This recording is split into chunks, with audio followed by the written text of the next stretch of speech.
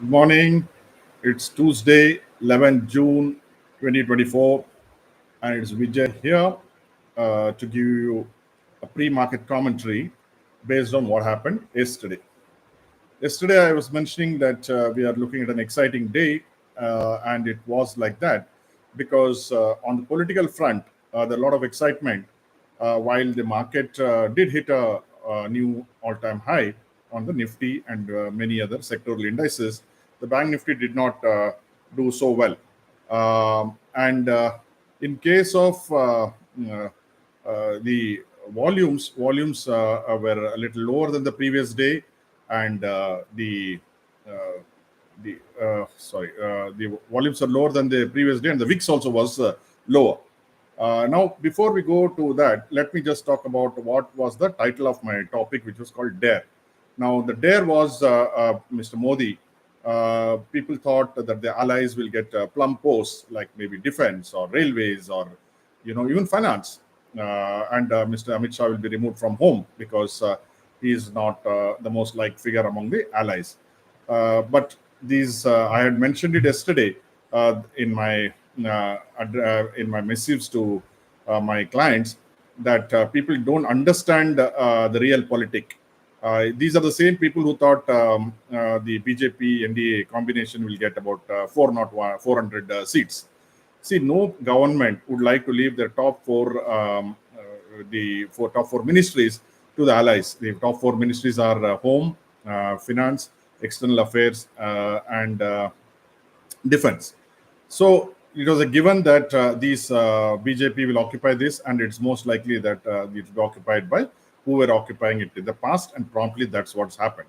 Now, what's gone to allies is nothing really. I mean, it's almost like an insult to them because you see these Shiv Sena of the breakaway Shiv Sena in Maharashtra, they just got one MOS and they're not happy with it, and there is a silent rebellion brewing there. The NCP did not get anything. They wanted they got a MOS actually, Minister of State, but they wanted a cabinet berth, and they have now got nothing. As far as the TDP is concerned, they have got civil aviation, which is again a portfolio with hardly any action because the airports have been sold, the carrier Air India has been sold. So it is one. It's almost like a punishment posting. So that's another dare of Mr. Modi. Then the biggest dare of them all is reserved for the Patlu Baba, the Nitish Kumar, who wanted quick elections in Bihar, and he was almost assured that he'll get it quickly. But as soon as he reached Patna airport, he realized that the election commission has called for by-elections to certain constituencies in Bihar included.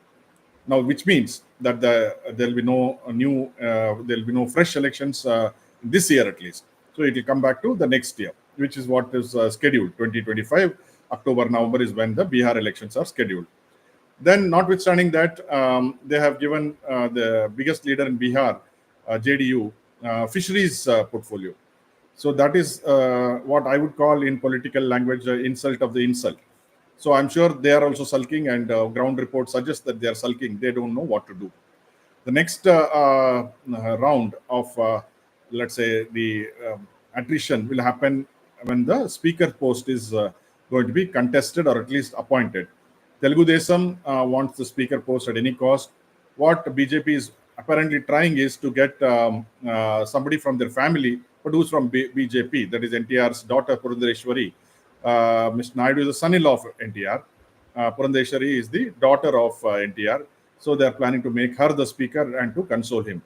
Now that is a very dangerous game played by BJP, but again it is a dare. So I don't know whether the allies, that is TDP and this Nitish Kumar, JDU, have it in them to fight against what Mr. Modi has done. I think Mr. Modi is a past master at being very clever, and he has done it, whether you like it or not. He has dared you. Now he's thrown the challenge at the allies. I don't know whether they'll pick up the challenge and whether they'll actually fight for the challenge. Coming on to the markets, yesterday markets closed at the lowest level because of the anticipation of ministries did not happen during the market time. And now that Nirmala Sitharaman has been appointed, there is diverse opinions based on her performance. People think that she's inefficient and she's cruel and all kinds of epithets. Personally, if you look at it very objectively, as I mentioned yesterday, I think she's done a reasonably good job considering the circumstances. Maybe her mannerisms or her way of speaking may be a little bit sounding rude, but at the end of the day, policy is important, and we should look at policy. And policy clearly shows that Nirmala Sitharaman has done the best she could do under the circumstances. And also, please remember, the PMO takes decisions, and Nirmala Sitharaman is only the executor. So, no fresh ideas, daring ideas can come out of Nirmala Sitharaman. It should happen only from the PMO. So, when you blame somebody, you should know who is the person behind it. So, that is as far as the political issue is concerned. Then you have, as far as stocks are concerned, two-wheelers did well, TVS and Hero. They're continuing to do well, and they will do well in a circumstance where you've got good monsoons, and also the government will probably have a rural thrust in the budget. That's what the market is anticipating. There's another one sector which was sleeping and did very well yesterday was fertilizers. Disclosure here is we hold Zuari, and so we've been keeping it for some time, and yesterday it went up about 6 to 7%. Defense, of course, did well. Metals were iffy, so we'd have to see whether metals will do well today, because there has been a slight rebound in the metal sector overnight.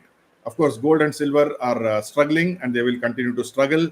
DXY is slowly, stealthily creeping up. It's now crept over 105.15.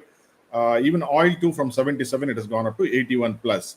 So US markets were steady, and all three indices, Dow Jones, Nasdaq, and S&P closed in the positive. This morning, Asian markets, Nikkei is up by about 100 and odd points. Hang Seng is a crucial support, and it's down by 300 points. If it breaks this support, then you will see another 700, 800 points down. So Hang Seng seems to be in trouble as we speak. So that's as far as the Asian markets are concerned.